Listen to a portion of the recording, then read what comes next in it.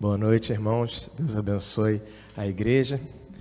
Sempre é um privilégio e, ao mesmo tempo, é uma responsabilidade muito grande estar aqui à frente para trazer a palavra aos irmãos. Eu estava falando com a minha esposa, com a Ellen, quando a gente estava vindo para cá, que, bom, pelo menos eu não subo aqui para trazer a palavra com tanta frequência, algumas vezes ao ano. Então, não sei se é por conta disso ou se é por qualquer outro motivo, mas sempre quando eu subo aqui, me dá um tremor muito grande, por mais que eu... bom, pelo menos eu sei que isso não se deve ao fato de falar em público. Isso eu já faço há muito tempo, minha profissão é assim, não tem problema. Só que quando eu venho, e eu estava falando com ela no carro vindo para cá, que eu acho isso uma coisa muito boa, porque significa que Deus está colocando para mim que eu ainda me importo. Eu ainda tenho um temor muito grande de vir aqui trazer a palavra de Deus. Não é uma coisa trivial e eu espero que nunca venha a ser, para mim, uma coisa trivial. Eu espero que Deus sempre mantenha em mim esse temor de trazer a sua palavra à igreja. E hoje, Deus tocou o meu coração de falar algumas coisas com os irmãos. Dos irmãos que estão aqui, alguém está aqui que participou do cursinho lá de Novo Testamento, que eu ministrei Tem duas, três... o pessoal está vindo aí, ó. Maria, o pastor Felipe está lá em cima, tem a Betinha, tem um pessoal que está aqui. Então, algumas coisas eu vou me repetir. Peço desculpas a quem estava lá ouvindo, algumas coisas eu vou me repetir. Só que eu achei interessante, Deus tocou no meu coração o seguinte: hoje, pela manhã, bem cedo, às 9 horas, a gente começou a EBD com um novo tema, né? Como agora acabou de virar o trimestre, começamos um novo tema. O pastor Anderson Machado veio aqui para trazer a introdução do estudo que a gente vai falar nesses meses de julho, agosto e setembro, nesses 3 próximos meses, que vai ser sobre as doutrinas do Espírito Santo. E algumas coisas até que o pastor Anderson falou estavam muito alinhadas com o que a gente falou lá no curso de Novo Testamento, até porque grande parte, não tudo, obviamente não tudo, mas grande parte do que nós entendemos de Espírito Santo está no Novo Testamento, grande parte. Obrigado, muito obrigado. Vem lá do Novo Testamento. Na verdade, se nós entendemos um pouco melhor o que significa o Espírito Santo, é devido ao Novo Testamento, embora no Antigo Testamento também hajam evidências claras, mas a gente só consegue reconhecer essas evidências claras, só são claras, porque a gente tem o Novo Testamento para nos mostrar um pouquinho melhor o que significa a atuação do Espírito Santo. E a gente vai começar a falar disso na EBD, já faço aqui a propaganda, a publicidade da EBD. Nós temos aqui várias classes que vão estudar esse mesmo tema. A classe das mulheres, que fica aqui embaixo. A classe dos homens, que fica aqui no segundo andar, junto com os jovens, que também ficam no segundo andar, e os adolescentes também aqui no segundo andar. Então, eu sou da perspectiva de que você tem que ficar na classe da EBD, que seja mais fácil de você entender a palavra de Deus. Em todos os lugares, em todos esses que eu estou falando, vai ser a palavra de Deus que vai ser falada ali. Assim como, espero eu, que nesse púlpito, nessa noite, também seja a palavra de Deus que toque o seu coração. Eu digo isso porque, em algumas vezes, pode acontecer, por algum descuido daquele que fala, de acabar trazendo alguma palavra que venha de si, não do Espírito Santo. Isso pode atrapalhar um pouco de você ouvir a voz de Deus. Mas até isso pode não impedir. Talvez até você tenha, em algum momento, ouvido alguém falar de si mesmo e Deus, por sua misericórdia, falou ao seu coração. Deus, por sua misericórdia, falou ao seu coração. E pelo que eu aprendi na igreja, esse milagre só pode acontecer quando você ouve alguma coisa e você ouve a voz de Deus através disso, seja através de um sermão, seja através da leitura da palavra, seja até através da leitura de um outro livro. Quantos livros nós temos ali atrás? Alguns deles, poucos, confesso que poucos, eu já tive a oportunidade de ler. Quantos livros, pelo menos Deus fala muito comigo através da leitura de vários livros de grandes autores. Aqui nós temos grandes autores aqui na nossa igreja. Irmão Wagner está ali atrás, também é autor de um livro. Pastor Felipe está ali em cima, também é autor de um livro. Pastor Anderson, que trouxe a EBD, também é autor de um livro. Então a gente tem aqui grandes autores também que têm colaborado e a nossa igreja tem tentado se tornar uma coluna de conhecimento, de oportunidade de obtermos conhecimento. Nós temos aqui o nosso curso de aprofundamento bíblico, temos a nossa EBD, e temos estudos, e temos PG para estudar a palavra de Deus. Então, oportunidade que não te falta de estudar a palavra de Deus. E interessante que, quando o pastor Anderson vinha falando, eu muito alinhado com o que a gente também já tinha falado no curso, algumas coisas eu observei o seguinte, que meu pai, pastor Eliezer, ele sempre diz que quando ele vai preparar um sermão, antes, né, com antecedência, ele sempre prepara com antecedência, e quando ele vai preparar, ele ora pedindo a Deus que o Espírito Santo lhe seja parceiro para a preparação do sermão, de forma que, com a parceria do Espírito Santo, aí sim, fica muito mais fácil. Deus, agora sim, ele vai falar ao seu coração.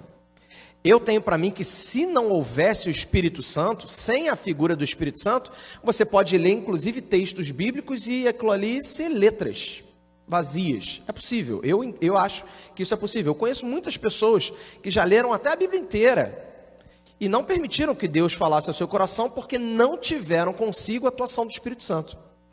E alguma coisa que eu quero falar com os irmãos hoje, que Deus tocou no meu coração, é justamente sobre isso. E o pastor Anderson mencionou muito bem hoje, pela manhã, já a gente vai ler esse texto, sobre a festa de Pentecostes. Quando a gente fala de Espírito Santo, não dá para sair desse texto, porque ali, na minha perspectiva, é o texto mais evidente que se tem na Bíblia sobre a atuação do Espírito Santo. Claro que tem outros textos que falam muito sobre isso, mas aquele ali é evidente. Na verdade, o texto é todo só para falar disso. O texto existe, é um texto não curto, é um texto comprido que fala sobre isso. E a gente vai ler um pouco desse texto já. Interessante que quando a Bíblia relata a atuação do Espírito Santo, algumas coisas passam a acontecer, ou pelo menos a igreja passa a entender alguns conceitos que antes não entendia ou entendia diferente. E é isso que a gente vai falar hoje. De forma que eu peço aos irmãos que já se preparem a abrir a sua Bíblia, a gente vai ler o livro de Atos dos Apóstolos, capítulo 2, a gente vai ler dos versos 1 até o 13. Como é uma leitura longa, eu vou fazer uma leitura um pouquinho mais rápida. Atos, capítulo 2, versos de 1 a 13. E também, alinhado com o que o pastor Anderson falou, também concordo com ele, que me parece que esse título, Atos dos Apóstolos, quando eu leio o livro de Atos, me parece que um título mais adequado talvez seria Atos do Espírito Santo, me parece. Porque assim, se fosse os Atos dos Apóstolos, você vê que chega aqui no livro de Atos, e de onde é que vieram os apóstolos? Se fosse para contar, deveria contar a história dele, de onde vieram os apóstolos e até o fim do apostolado. E não é para falar disso, é para falar de atos do Espírito Santo, coisas que o Espírito Santo permitiu homens e mulheres de realizarem em seu nome. Então esse livro, Atos dos Apóstolos, que eu acho muito interessante esse conceito de Atos do Espírito Santo, a gente vai ler o capítulo 2, a gente vai ler os versos de 1 até o 13. Emerson já conseguiu aí? Obrigado. E eu vou ler um pouquinho mais depressa, os irmãos podem acompanhar aí também, ou aqui ou pela sua Bíblia aberta. E diz assim: e cumprindo-se o dia de Pentecostes, estavam todos concordantemente no mesmo lugar. E de repente veio do céu um som, como de um vento veemente e impetuoso, e encheu toda a casa em que estavam assentados. E foram vistas por eles línguas repartidas, como que de fogo, as quais pousaram sobre cada um deles. E todos foram cheios do Espírito Santo, glória a Deus, e começaram a falar noutras línguas, conforme o Espírito Santo lhes concedia que falassem. E em Jerusalém estavam habitando judeus, homens religiosos, de todas as nações que estão debaixo do céu. E quando naquele som ocorreu, ajuntou-se uma multidão e estava confusa, porque cada um os ouvia falar na sua própria língua. E todos pasmavam e se maravilhavam, dizendo uns aos outros: pois que não são galileus todos esses homens que estão falando? Como, pois, os ouvimos cada um na nossa própria língua em que somos nascidos? Partos e medos, elamitas e os que habitam na Mesopotâmia, Judéia, Capadócia, Ponto e Ásia, e Frígia, e Panfilha, Egito e parte da Líbia, junto a Cirene, e forasteiros romanos, tanto judeus como prosélitos, cretenses e árabes, todos nós temos ouvido em nossas próprias línguas falar das grandezas de Deus, glória a Deus. E todos se maravilhavam e estavam suspensos, dizendo uns aos outros: que quer isso dizer? E os outros, zombando, diziam: estão cheios de mosto. Até aí. Obrigado. Esse texto, meus irmãos, é um texto de uma profundidade enorme. É um texto que gerou, não sei se ainda gera, não tem mais notícia disso, mas gerou durante muitos anos uma grande discussão dentre os protestantes. Uns entendiam esse texto de um jeito, outros de outro. Não vem ao caso aqui eu dizer o que significa a língua ou não língua, isso aí não é o caso, não é isso que eu quero me centrar. Existem estudos interessantes sobre isso, tem o seu lugar. Eu não rejeito. Para mim, o conhecimento não pode ser proibido. Você tem que conhecer, você tem que entender o que o irmão da outra denominação também pensa e por que ele pensa desse jeito, e assim a gente vai crescendo em conhecimento. Esse texto, o que importa para mim, pelo menos para o que nós vamos falar hoje, é sobre a atuação do Espírito Santo. Deu para ver que o protagonista desse texto é o Espírito Santo. E curioso que relata-se ali, homens, viram a quantidade de etnias que estavam listadas ali? Eu não contei quantas foram, mas uma porção de etnias, muitas. E gente ali de praticamente todo o mundo conhecido na época, né? Ainda não se conhecia a América, ainda não tinha esse conhecimento aqui da América, ainda não tinha também um conhecimento da Ásia, no Oriente tão extremo. Então, praticamente o mundo conhecido era esse daí. Basicamente tinha gente de toda parte do mundo conhecido, do mundo central daquela época, né?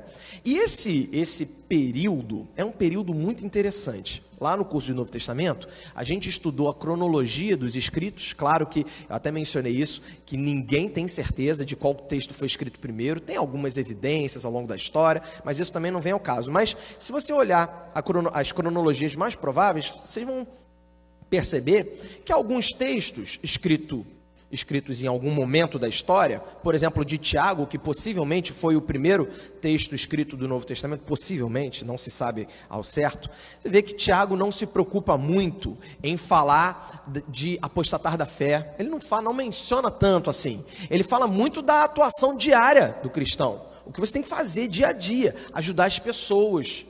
Olha a sua fé e conserta a sua fé, e é uma voz profética. Tiago, até a gente brincando lá, fala assim, Tiago parece o típico judeu, né? Aquela pessoa que fala com ímpeto, que não tem piedade de falar não, e fala mesmo, e tá tudo errado, e é a voz profética. E depois, ao longo da história, a gente vai vendo que, aos poucos, os apóstolos, principalmente nas suas cartas, à medida que a perseguição aos cristãos começa, você vê que o teor da palavra começa a mudar. Começa-se a falar muito de apostasia, ou seja, aquele que desiste da fé, aquele que deixa para lá a fé. Começa-se a falar muito do falso mestre, que eu mencionei lá no nosso curso, que possivelmente o falso mestre não era aquela pessoa que vinha de fora, que vinha com uma ideia completamente diferente, porque se vem com uma ideia completamente diferente, é aquele exemplo da rã. Quando você vai cozinhar uma rã, se você joga a rã viva na água quente, ela sai pulando, fica fácil de você identificar. Agora, se você bota ela lá numa água morna e vai esquentando, aí sim é perigoso. Ali provavelmente a rã vai morrer. Possivelmente os falsos mestres eram aquelas pessoas que já estavam ali há muito tempo, já estavam falando ali da palavra de Deus, e muda alguma coisinha e fala alguma coisa que não tem muito a ver, e vai levando o povo à medida que daqui a pouco se torna uma mensagem, talvez até, eu não sei, caso a caso, talvez até oposta ao que Jesus Cristo falava. E se fala muito nisso no Novo Testamento, cuidado com os falsos mestres, cuidado com a apostasia. Aí, interessante por quê? Eu queria que a gente entendesse um pouquinho do porquê. Veja bem, nesse texto que a gente acabou de ler, se você for ler um pouquinho antes, em Atos capítulo 1, não precisa colocar não, Emerson. Atos 1, no versículo 4, Jesus Cristo, ele apareceu depois de sua ressurreição e falou assim, não saiam ainda de Jerusalém. Esperem. Jesus Cristo ressuscitou e falou, não saiam de Jerusalém. E o povo esperou. A palavra do mestre. E o povo esperou. Antes de Jesus morrer, ele tinha dito o seguinte, há alguns daqui que não verão a morte, antes que vejam a vinda do Filho do Homem. Agora, eu vou trazer aqui uma missão dificílima de ser feita, mas vamos tentar. Imagine que você ainda não leu o Novo Testamento, ele ainda não está escrito, você ainda está vivendo lá naquela época, você ainda não tem acesso a toda a história que foi escrita e a toda a doutrina que grandes homens e mulheres ao longo de milhares de anos foram construindo. Então você ainda não tem acesso a isso. Então a gente tem pouca informação. Fica muito mais difícil de entender as coisas. É por isso que existia tanta necessidade de ter, por exemplo, cartas circulares. Algumas das cartas que nós temos no Novo Testamento não eram endereçadas a uma pessoa. Eram cartas escritas pelos apóstolos e aquela carta tinha que viajar a várias igrejas. E à medida que passava por uma igreja copiava a carta já poder ir para a próxima igreja e assim compartilhar a informação, porque a informação ainda era escassa. Ainda tinha pouca gente, cristianismo era uma coisa que estava nascendo. Imagine que você está nesse lugar. E até então ainda não tem perseguição, os cristãos caem na graça do povo, é isso que fala no começo do livro de Atos, e o povo gosta muito. Claro, a mensagem do cristianismo é paz, é amor, é salvação, é ajuda ao próximo, então está tudo bem. E está todo mundo feliz. E Jesus falou assim, haverão alguns que não vão morrer sem que vejam o Filho do Homem. Aí, acabou essa parte. Agora vamos avançar um pouquinho rápido aqui. Aí você, nessa situação... Passa 1, 2, 3, 4 anos, 5, 10. Ninguém viu o mundo acabar. Ninguém viu um apocalipse do jeito que se era esperado. Ninguém viu. E alguns vão morrendo, natural, velhice, ou por algum problema, alguma doença. E começa-se uma perseguição. Não vem ao caso aqui a gente dizer de onde veio a perseguição, a gente já estudou isso lá no nosso curso, mas começa-se uma perseguição ao cristianismo. Veja bem. As pessoas começam a morrer, e muita gente que acreditava assim, peraí, eu vou ver o Filho do Homem vindo. Pensa bem, ao longo da história houveram vários casos de pessoas que fizeram contas e chegaram à conclusão assim, Jesus vai voltar no dia tal. Fizeram alguma conta, cada um tem a sua conta, e ao longo da história tiveram várias pessoas que fizeram isso. Muitas dessas pessoas...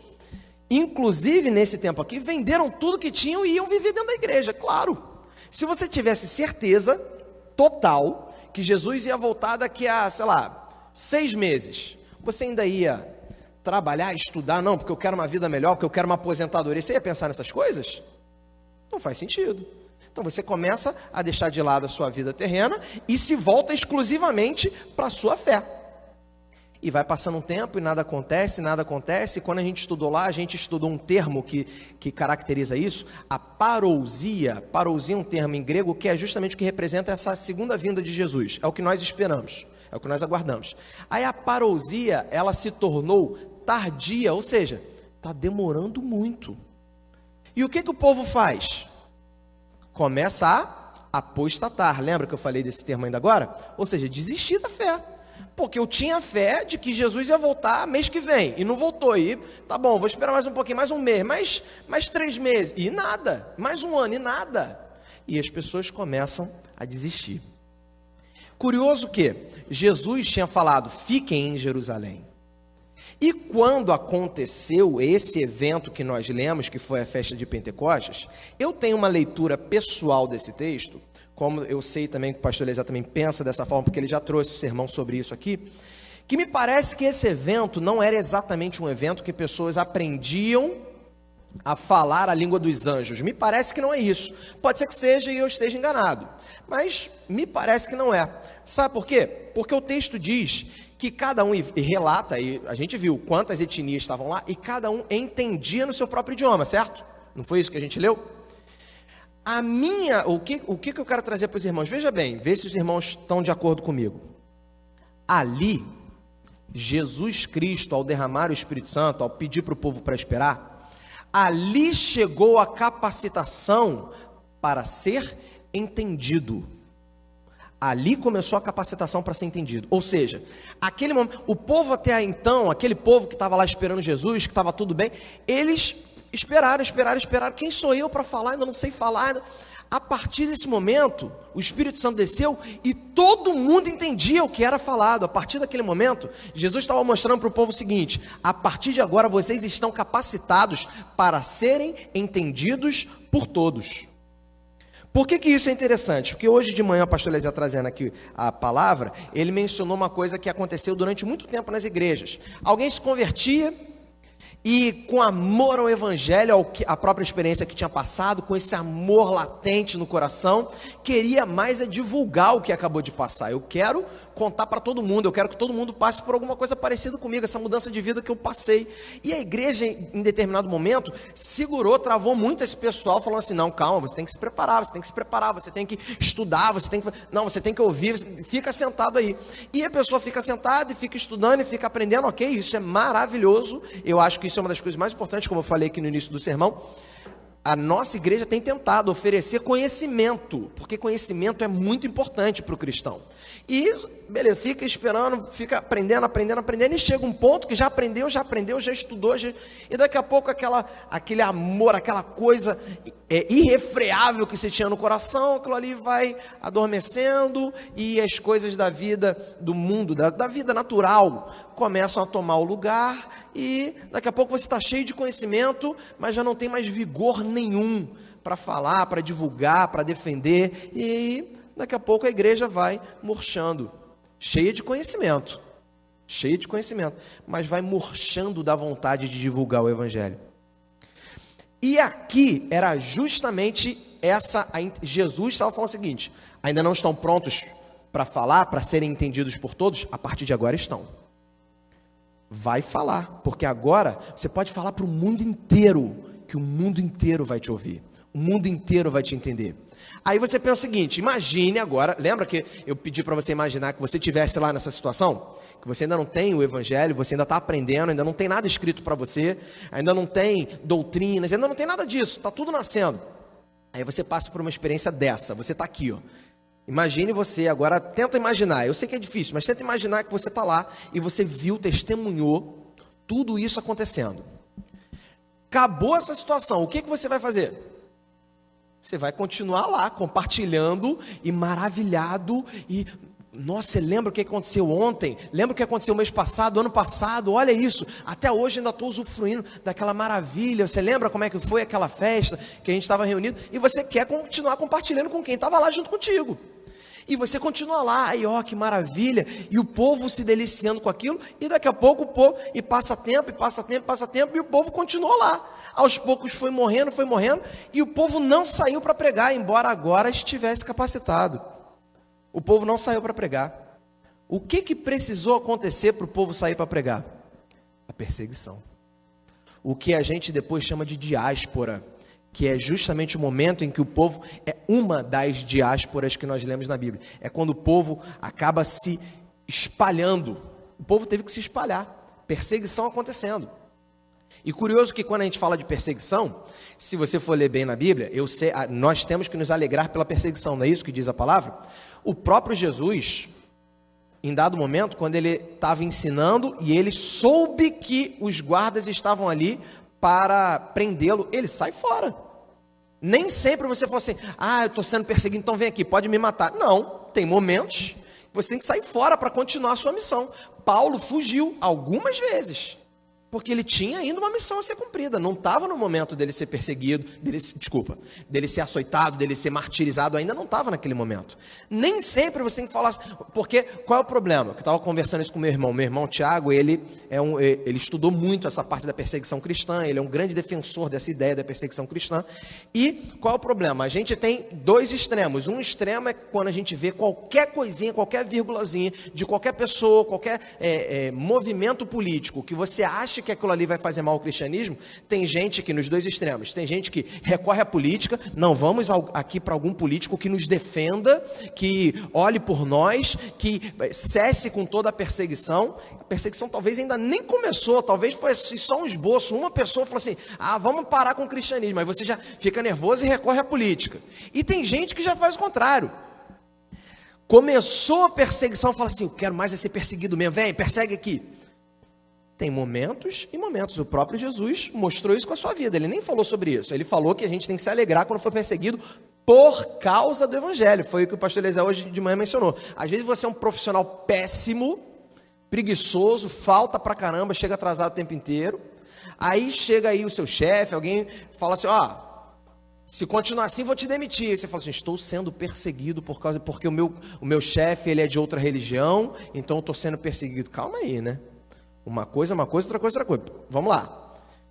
Jesus fala o seguinte, bem-aventurados sois quando fostes perseguidos, sim, por causa da minha palavra. E mentindo disserem toda sorte de ofensas, injúrias a vosso respeito. Mentindo. Se alguém estiver falando a verdade, tem nada a ver com o que Jesus falou. E aqui, gente, precisou de um momento de haver perseguição para ter a diáspora. E ali foi graças a essa perseguição que nós hoje aqui no Brasil temos acesso a essa palavra. Se não fosse aquela perseguição, o povo ia continuar juntinho, reunido. E eu acredito que se fosse com a gente aqui hoje, ia acontecer muito parecido. Se não até pior. A gente, glória a Deus, o Espírito Santo desceu e inundou todo mundo. Vamos ficar aqui agora glorificando ao Senhor até a hora de Jesus voltar. E Jesus não volta, a parousia vira tardia. Esse é um termo muito estudado nos conceitos do Novo Testamento, ou seja, atrasou, Jesus está atrasado, não falou que ia voltar, cadê que não voltou? Ele está atrasado. Aí Paulo, por exemplo, Paulo é um dos que mais defende isso, ele começa a falar da parousia posterior, Jesus vai voltar, quando? Depois de quando? Depois, mas depois de quando? Depois, é posterior. Não te cabe mais saber. Inclusive, quando Jesus tinha ressuscitado, aqui no texto de Atos 1, perguntam a ele, Senhor, é nesse tempo que irá restituir Israel? Ele falou assim, o tempo não lhe compete. O tempo não é seu interesse. Para de pensar no tempo. O próprio Jesus, depois de ter ressuscitado, ele falou assim, o tempo não lhe compete. O tempo não é para você saber. O que é para você saber é que haverá. O que é para você saber é que é para pregar. O que é para você saber é que você já está capacitado. Já está. O Espírito Santo já foi derramado, já foi. Não está na hora de falar assim, não, eu vou esperar. Vai esperar o quê? Está esperando o quê? No texto de Êxodo 14, os versos 15 e 16, Moisés, é o texto de Êxodo, né? Então está falando justamente da saída do povo do Egito, o texto de Êxodo. E Moisés está saindo junto com o povo e a perseguição egípcia do Império Egípcio vem atrás e Moisés chega até um ponto que chega no mar e na frente tem o mar e atrás tem o exército. E Moisés, acredito que com medo, eu acho que ele teve medo, eu teria muito medo se eu tivesse no lugar de Moisés, medo não só da morte, medo de ter feito errado. Falou assim, e agora? Está o exército ali, está o mar na frente, o que eu fiz? O que eu tenho que fazer? Eu não tenho a menor ideia agora do que eu faço. E Moisés clama a Deus. E curioso que eu não consigo perceber alguma coisa paralela a isso ao longo de toda a Bíblia. Eu só vejo esse tipo de raciocínio aqui. Porque Deus fala para Moisés o seguinte, por que clamas a mim?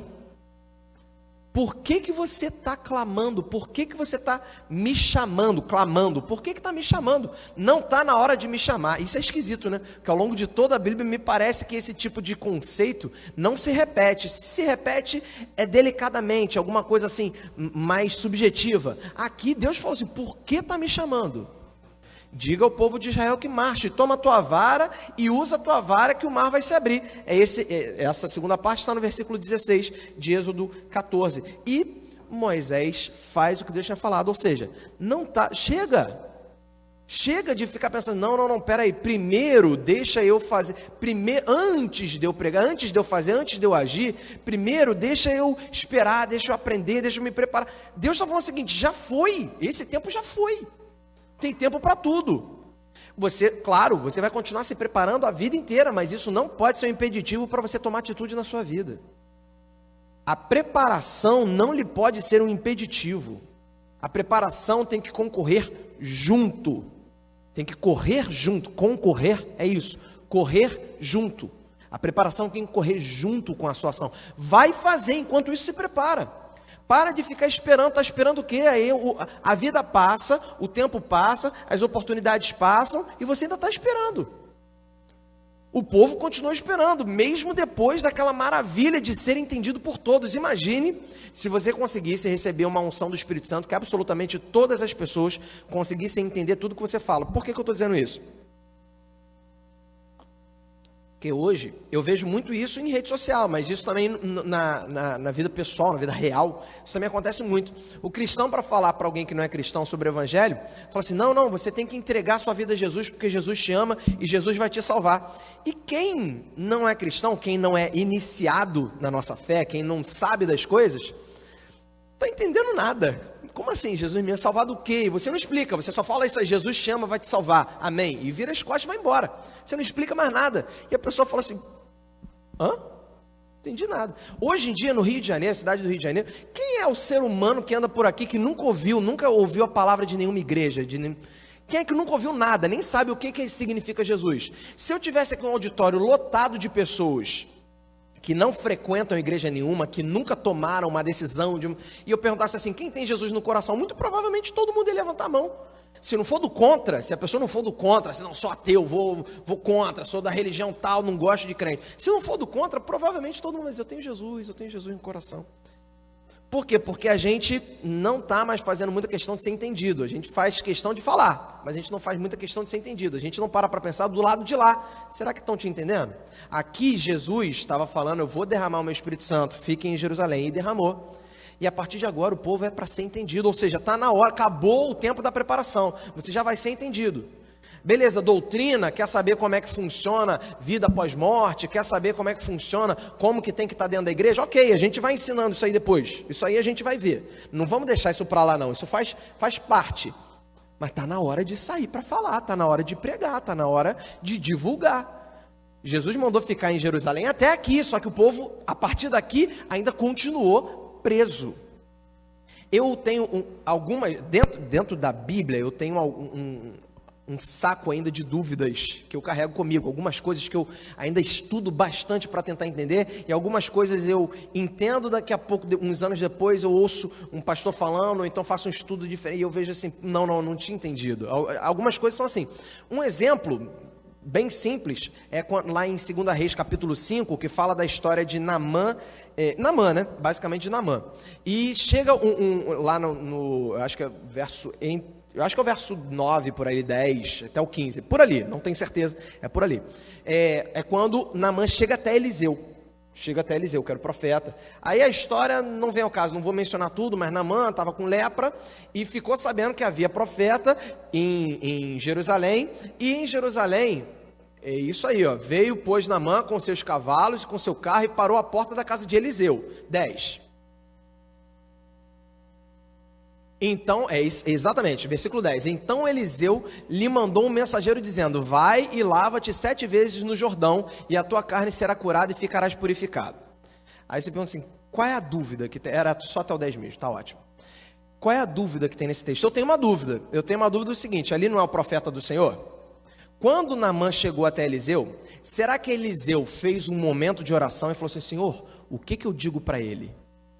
E Deus ali falou para Eliseu, ó, diz para ele para pular, para se banhar.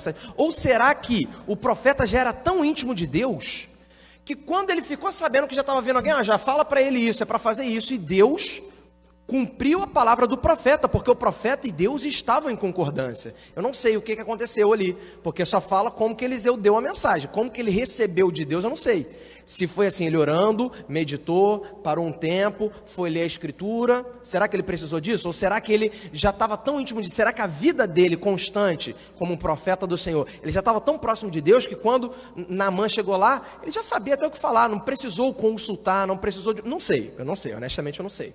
Porque existem algumas evidências nas profecias bíblicas de alguns casos em que o profeta simplesmente dizia e Deus cumpria o que o profeta dizia. E alguns outros casos que o profeta ia consultar o Senhor e aí o Senhor dizia o que o profeta tinha que falar. Eu não sei qual foi o caso.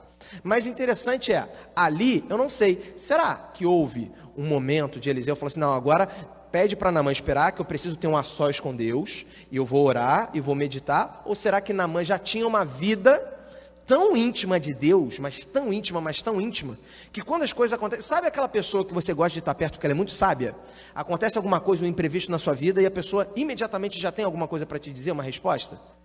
É muito bom estar perto de gente assim, que vem alguma situação que para você não faz a menor ideia do que fazer, e tem alguém, não, peraí, calma, faz assim, peraí, como é que ele sabe o que é para eu fazer? E realmente, aquela informação que alguém te traz, acalma o seu coração.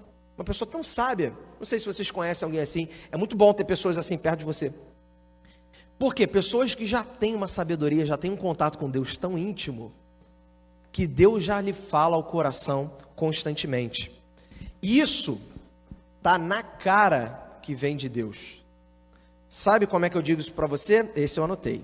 João 6, João meia dúzia, 6, verso 68. Livro de João, capítulo 6, verso 68. É falado alguma coisa parecida com isso, embora o livro de João seja um livro um pouco mais enigmático, as palavras ali são um pouco mais complicadas de ser interpretadas, exige muita interpretação, mas me parece que esse texto de João 6, 68, fala bem claramente sobre isso. Diz o seguinte: respondeu-lhe, pois, Simão Pedro: Senhor, para quem iremos nós? Tu tens as palavras da vida eterna. Para onde iremos nós? Quem tem as palavras da vida eterna? É o Senhor. E Simão falou: Senhor, não tem para onde ir, exceto com o Senhor, porque se a vida eterna, ou seja, a vida plena, a vida abundante, eu só tenho aqui, então a quem mais eu vou recorrer? A que sabedoria, a que filosofia eu vou recorrer? Não tem a quem recorrer, eu só posso recorrer ao Senhor, porque só o Senhor tem as palavras da vida eterna. O que eu quero dizer é o seguinte: quer ter uma vida de sabedoria? Quer ter uma vida de boas escolhas? Quer ter uma vida com menos medo de tomar decisões? Agora a pastora Joyce, sabiamente aqui, imagino que iluminada pelo Espírito Santo, fez uma oração aqui para pessoas que tá com algum problema, que assim, você não vê solução. Já passou por isso? Eu estou passando por isso agora, estou saindo de uma situação assim, quando você não consegue ver solução. Isso é um problema? É claro que é. Quem gosta de passar por isso? Ninguém gosta de passar por isso, passar por alguma coisa e você não saber o que fazer. Isso é péssimo. A gente aprende muito com isso, eu sei disso. Isso é muito bom para o nosso aprendizado, mas é desesperador passar por isso. Alguma situação que acontece na sua vida que você não faz a menor ideia do que fazer. O que você tem que saber é o seguinte: se acalma, se acalma. Consulte ao Senhor, Deus vai te mostrar o que fazer. Só que faz o seguinte: quando essa situação passar, continua consultando. Não para, não está na hora de parar, continua se preparando. Quando vier a próxima, se você ainda estiver em contato com Deus, vai vir a próxima, eu já estou te falando isso. Vai vir a próxima, vai vir outra situação que você não vai saber o que fazer. Te garanto, eu tenho certeza que isso vai acontecer. Sempre acontece. Vai ter alguma situação que você não vai saber o que fazer. Na próxima, quando acontecer, você vai ter menos medo, você vai ter menos dúvida. E você vai clamar de novo, e Deus vai te revelar. E você vai continuar buscando a Deus sem parar. E quando vier a próxima, você vai ter menos medo e menos dúvida. E você, aos poucos, você vai tendo um contato tão próximo, tão íntimo com Deus, que vai chegar um momento que essa situação que você não vai saber o que fazer, pode até acontecer com outro, mas você já sabe o que fazer. Você já está em contato com Deus, você já sabe que não tem por que ficar desesperado, acabou. Foi-se o tempo que eu era desesperado. Sabe aquela pessoa que já chega num nível da vida, já numa experiência de vida, numa sabedoria tão grande, que fala assim: foi-se o tempo que eu ficava agoniado por causa disso aí que está acontecendo. Hoje em dia eu fico tranquilo. Chegar nessa plenitude de espírito, isso é uma coisa linda. Isso você alcança com a sua experiência com o Espírito Santo. O Espírito Santo já veio, o Pentecostes já aconteceu. Você vive o Pentecostes, como o pastor Anderson falou aqui na EBD. Pela origem da palavra, nós somos pentecostais. Ah, a nossa igreja... Não estou dizendo isso. Não estou dizendo de denominações ou de doutrinas. Não estou falando disso. Eu estou falando que pela origem da palavra e pela origem do que aconteceu, nós somos pentecostais. Ou seja, o Espírito Santo se desceu e se revelou a nós, a você. A você. Não é o irmão lá da outra igreja que faz alguma coisa diferente ou que fala diferente. O Espírito Santo já desceu e já se revelou a você. Ou seja, agora você já tem a oportunidade de estar diretamente em contato com o Espírito Santo. Foi isso o tempo que você não sabia o que fazer. Agora você sabe o que fazer. Foi isso o tempo que você era escravo da agonia. Sabe, quando você era escravo, você ficava tão agoniado que você, assim, dava vontade até de acabar com a própria vida. Sabe, aquela situação que é um desespero que corrói os ossos. Foi isso o tempo, isso é coisa do passado. Agora você sabe o que fazer. O Espírito Santo já está aí, já está na hora de você agir, de você tomar atitude. Vai buscar o Espírito Santo, vai buscar a atuação do Espírito Santo, vai buscar a palavra, vai aprender, que eu tenho certeza que você vai saber o que fazer, você vai saber para onde ir. Por mais que tenham situações como essas, que você fica agoniado, essa agonia aos poucos vai diminuindo, você vai vendo que Deus é maior do que o que está acontecendo com você, e vai vendo mesmo, daqui a pouco a situação passa, às vezes você nem percebe que passou, ou às vezes percebe, é uma situação pontual, que acabou a partir dali, você glorifica a Deus, e a partir disso, você vai sentindo um refrigério, esse refrigério vai tomando a sua vida, esse refrigério que eu quero dizer, essa paz, você começa a ficar mais tranquilo nas situações de desespero, de agonia, e esse desespero vai indo embora, vai se dissipando, e aos poucos você nem percebe. Daqui a pouco tem gente que está passando por isso do seu lado, e você já tem uma palavra para dizer, porque você já passou por isso, já venceu. O Espírito Santo já está falando tão claramente para você, você já é entendido. Agora, quando você falar para o irmão que estiver passando por isso, ele vai te entender. Porque o Espírito, você está usufruindo dessa parceria com o Espírito Santo. Usufrua dessa parceria com o Espírito Santo. Vamos estudar a atuação do Espírito Santo na EBD nesse trimestre. Estude, se aperfeiçoe, busque, mas busque com garra, com vontade de entender melhor como que o Espírito Santo atua. E busque a atuação do Espírito Santo na sua vida. Agradeço muito aos irmãos por terem escutado aqui a palavra de Deus, que Deus tocou no meu coração. Espero que Deus tenha falado ao seu coração da mesma forma que falou ao meu coração. Deus abençoe muito a sua vida.